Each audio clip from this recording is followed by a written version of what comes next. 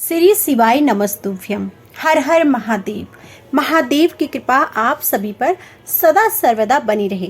आज सोमवार के दिन रसपान कीजिए सोमवार व्रत कथा का। सोमवार का दिन भगवान शंकर को समर्पित होता है और आज के दिन भक्त भोलेनाथ को प्रसन्न करने के लिए विशेष पूजा अर्चना करते हैं। तो कुछ लोग आज के दिन व्रत भी रखते हैं ताकि भगवान शिव की कृपा प्राप्त की जा सके। बाबा भोलेनाथ के आशीर्वाद के लिए यदि आप भी सोमवार का व्रत कर रहे हैं तो भगवान शिव की व्रत कथा को पढ़कर या सुनकर इस उपवास को जरूर पूरा करें। कहते हैं कि कोई भी व्रत तब तक सफल नहीं होता जब तक व्रत कथा ना सुने। तो हो सके थोड़ा सा समय निकालकर सोमवार व्रत कथा को जरूर सुने। सोमवार व्रत कथा के अनुसार एक समय की बात है, किसी नगर में एक साहूकार रहता था। उसके घर में धन की तो कोई कमी नहीं थी, लेकिन उसकी कोई संतान नहीं थी और इस कारण वह बहुत दुखी रहता था। पुत्र प्राप्ति के लिए वह प्रत्येक सोमवार व्रत रखता और पूरी श्रद्धा के साथ भगवान शिव के मंदिर जाकर भगवान शिव और माता पार्वती की पूजा करता था। उसकी भक्ति को देखकर एक दिन माँ पार्वती प्रसन्न हो गई और भगवान शिव से उस साहूकार की मनोकामना को पूर्ण करने का आग्रह किया। माता पार्वती जी की इच्छा को सुनकर भगवान शिव ने कहा कि हे पार्वती, इस संसार में हर प्राणी को उसके कर्मों का फल मिलता है और जिसके भाग्य में जो लिखा हो उसे तो वही भोगना पड़ता है। लेकिन माँ पार्वती जी ने साहूकार की भक्ति का मान रखने के लिए उसकी मनोकामना को पूर्ण करने की इच्छा जताई। माँ पार्वती के आग्रह पर भगवान शिवजी ने साहूकार को पुत्र प्राप्ति का वरदान तो दे दिया, लेकिन साथ ही यह भी कहा कि उसके बालक की आयु केवल 12 वर्ष होगी। माँ पार्वती और भगवान शिव की बातचीत को साहूकार सुन रहा था। उसे ना तो इस बात की खुशी थी और ना ही दुख। वह पहले की ही भांति भगवान शिवजी की पूजा करता। भगवान शिवजी की पूजा अर्चना करके प्रत्येक सोमवार को व्रत रखता था और कुछ समय के बाद साहूकार के घर एक सुंदर से पुत्र का जन्म हुआ। जब वह बालक 11 वर्ष का हुआ तो उसे पढ़ने के लिए काशी भेज दिया गया। साहूकार ने पुत्र के मामा को बुलाकर उसे बहुत सारा धन दिया और कहा कि तुम इस बालक को काशी विद्या प्राप्ति के लिए ले जाओ और मार्ग में जहां जहां से गुजरो वहां यज्ञ कराना, ब्राह्मणों को भोजन कराते हुए जाना और दान दक्षिणा देते हुए जाना। दोनों मामा भांजे इसी तरह यज्ञ कराते और ब्राह्मणों को दान दक्षिणा देते हुए काशी की ओर चल पड़े। रात में एक नगर पड़ा जहां नगर के राजा की कन्या का विवाह था, लेकिन जिस राजकुमार से उसका विवाह होने वाला था वह एक आंख से काना था। राजकुमार के पिता ने अपने पुत्र के काना होने की बात को छुपाने के लिए एक चाल सोची। साहूकार के पुत्र को देखकर उसके मन में एक विचार आया। उसने सोचा क्यों न इस लड़की को दुल्हा बनाकर राजकुमारी से विवाह करा दूं और विवाह के बाद इसको बहुत सारा धन देकर विदा कर दूंगा और राजकुमारी को अपने नगर ले जाऊंगा। लड़के को दूल्हे के वस्त्र पहनाकर राजकुमारी से विवाह करा दिया गया, लेकिन साहूकार का पुत्र बहुत ईमानदार था। उसे यह बात न्याय संगत नहीं लगी।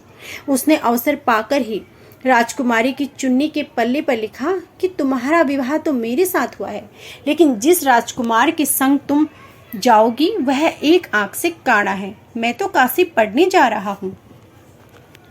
जब राजकुमारी ने चुन्नी पर लिखी बातें पढ़ी तो उसने अपने माता पिता को यह बात बताई।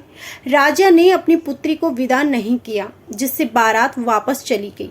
दूसरी ओर साहूकार का लड़का और उसका मामा काशी पहुंचे और वहां जाकर उन्होंने यज्ञ किया। जिस दिन लड़के की आयु 12 वर्ष की हुई उसी दिन यज्ञ भी रखा गया। लड़के ने अपने मामा से कहा कि मेरी तबीयत कुछ ठीक नहीं है, तो मामा ने कहा कि तुम अंदर जाओ और जाकर सो जाओ। शिवजी के वरदान के अनुसार कुछ ही देर में उस बालक के प्राण निकल गए। मृत भांजे को देख उसके मामा ने विलाप शुरू किया और संयोगवश उसी समय भगवान शिव और माता पार्वती उधर से गुजर रहे थे। पार्वती ने भगवान शिव से कहा कि स्वामी, मुझे इसके रोने के स्वर सहन नहीं हो रहे, आप इस व्यक्ति के कष्ट को अवश्य दूर करें। जब भगवान शिवजी मृत बालक के समीप गए तो वह बोले कि यह तो वही साहूकार का पुत्र है जिसे मैंने 12 वर्ष की आयु का वरदान दिया था। अब इसकी आयु पूरी हो चुकी है। लेकिन मातृ भाव से विभोर माता पार्वती ने कहा कि हे महादेव, आप इस बालक को और आयु देने की कृपा करें, अन्यथा इसके वियोग में इसके माता पिता भी तड़प तड़प कर मर जाएंगे। माँ पार्वती के आग्रह पर भगवान शिव ने उस लड़की को जीवित होने का वरदान दिया। शिव जी की कृपा से वह लड़का जीवित हो गया। शिक्षा प्राप्ति करके लड़का मामा के साथ अपने नगर की ओर चल दिया। दोनों चलते हुए उसी नगर में पहुंचे जहां उसका विवाह हुआ था। उस नगर में भी उन्होंने यज्ञ का आयोजन किया। उस लड़के के ससुर ने उसे पहचान लिया और महल में ले जाकर बहुत खातिरदारी की और अपनी पुत्री को बहुत सा धन देकर विदा किया।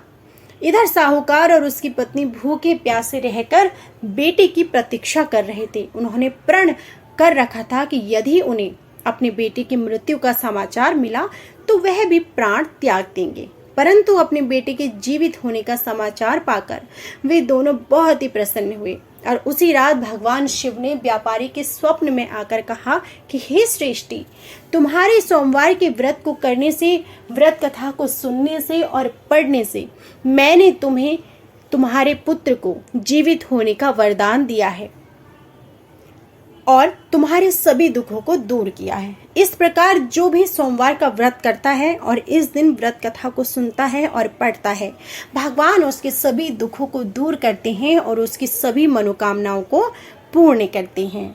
अब जानिए सोमवार व्रत की विधि। नारद पुराण के अनुसार सोमवार व्रत में व्यक्ति को प्रातः स्नान करके भगवान शिव को जल और बेलपत्र चढ़ाना चाहिए तथा भगवान शिव और माता गौरी की पूजा करनी चाहिए। शिव पूजन के लिए सोमवार व्रत कथा जरूर सुनें। इसके बाद केवल एक समय ही भोजन करें। साधारण रूप से सोमवार का व्रत दिन के तीसरे तक होता है, मतलब शाम तक रखा जाता है। सोमवार व्रत 3 प्रकार का होता है: प्रति सोमवार व्रत, सौम्य सोमवार व्रत और 16 सोमवार का व्रत। इन सभी व्रतों के लिए एक ही विधि होती है। तो यह थी संपूर्ण सोमवार व्रत कथा और विधि। उम्मीद है कि आपको हमारी यह वीडियो जरूर पसंद आई होगी। वीडियो पसंद आई हो तो प्लीज़ वीडियो को लाइक जरूर कीजिएगा। कमेंट बॉक्स में जय भोलेनाथ जरूर लिखिएगा। जय भोलेनाथ।